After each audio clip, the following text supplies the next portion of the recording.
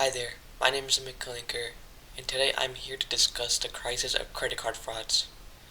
This is not just a financial inconvenience for everyone, it is also a profound invasion of privacy that erodes the trust we place in digital economy and banks. My stance is very clear.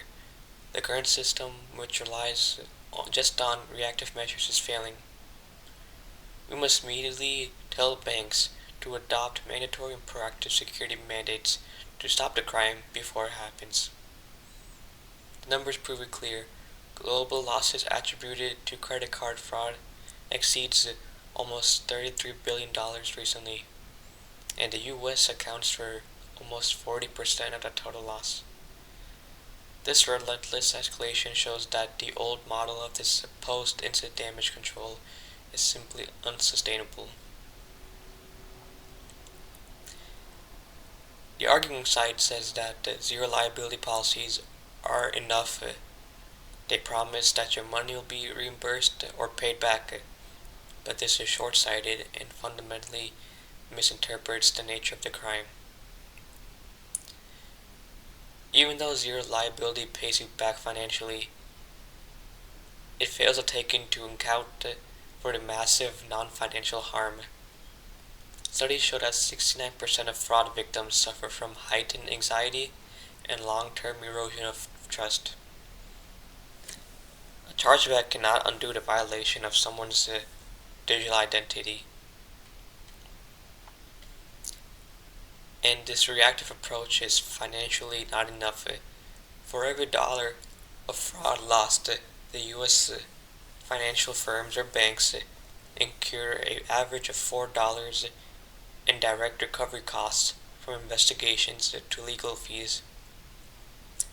This systemic loss is factored into the cost of digital commerce, meaning all consumers will have to pay for institutional security failures. And we saw this with the EMV chip. While it did stop physical fraud, it made criminals simply redirect their efforts to the weakest link of banking, which is the card not present fraud. Relying on old compliance baselines like PCI DDS is not enough. We must be proactive in securing every channel.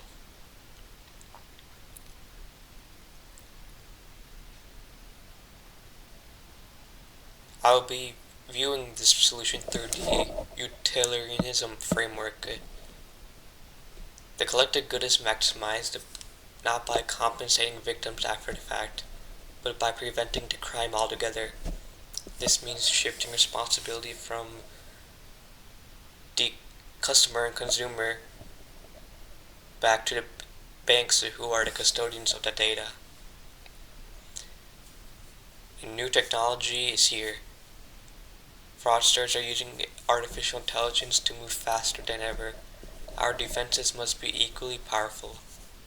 Companies that use advanced and progressive AI are reporting up to a 300% increase in fraud detection capability.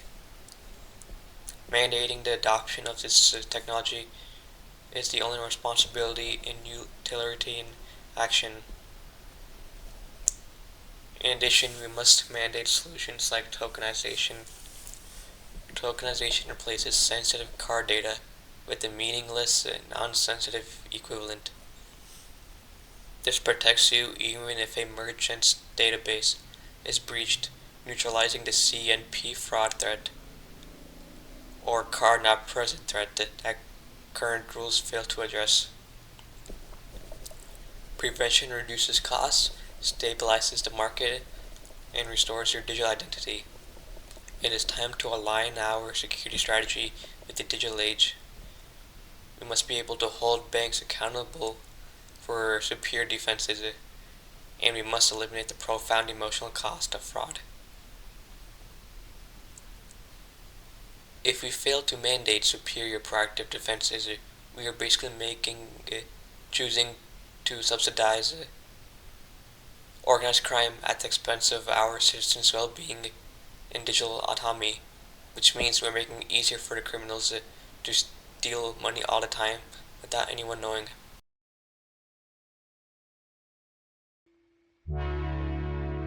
We hear a lot about digital privacy in the age of hacking, phishing, and data breaches. Every week it seems there's another headline about millions of dollars lost to credit card fraud, and it feels like chaos.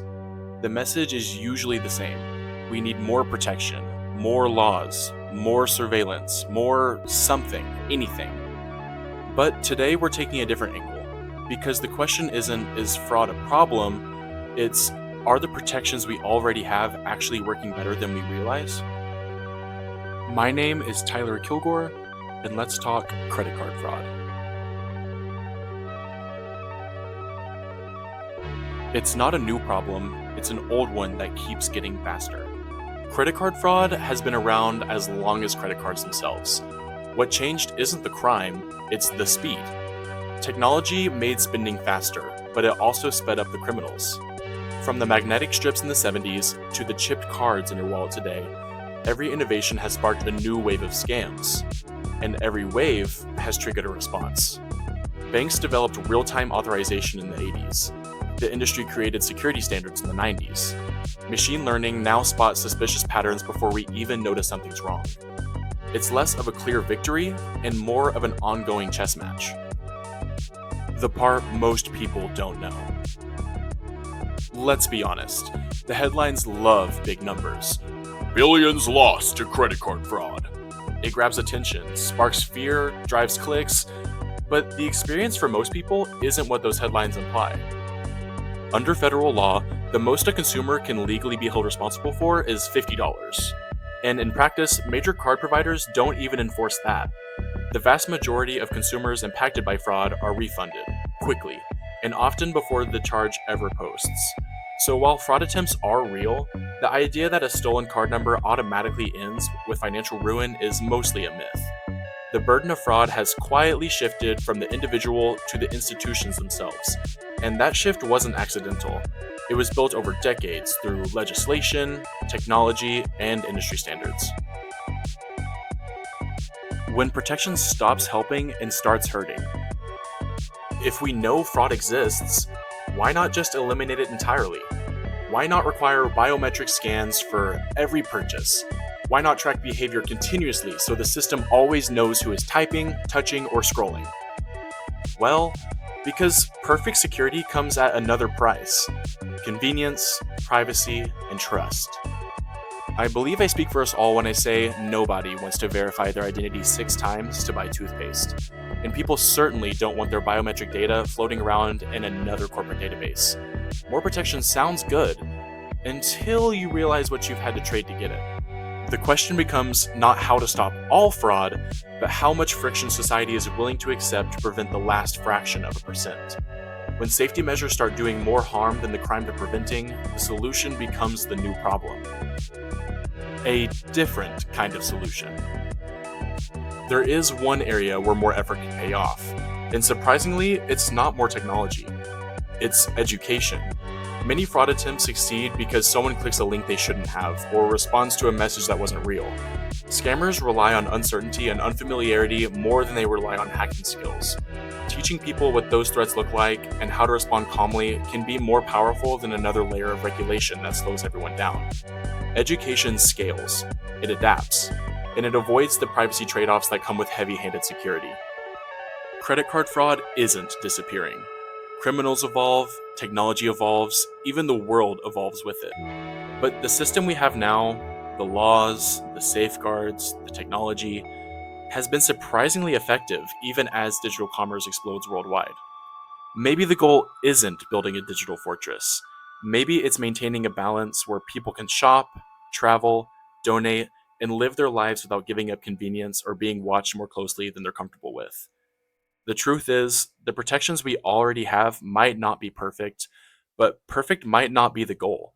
Safe enough, fast enough, and private enough, all at the same time, might be the balance that actually serves the most people. The question isn't whether fraud exists. It always will. The real question is whether the cure is worse than the disease. Thanks for watching.